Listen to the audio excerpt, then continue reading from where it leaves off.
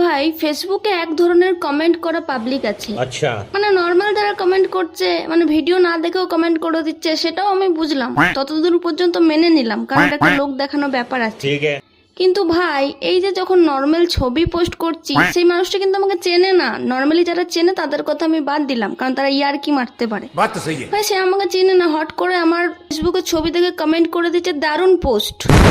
এটা কি ধরনের কমেন্ট আমি বুঝে উঠতে পারি না, যে ভাই ছবি দেখে আবার কমেন্ট করে যে দারুণ পোস্ট, আর এদিকে যখন কমেডি ভিডিও পোস্ট করছি তখন লিখছে নাইস বিউটিফুল।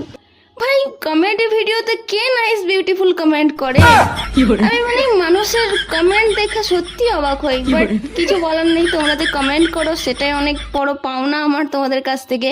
বাট এই ধরনের কমেন্ট দেখলে না একটু মনে মনে হাসি পায়, হ্যাঁ, কিন্তু কিছু তো বলা যাবে না, তাই না?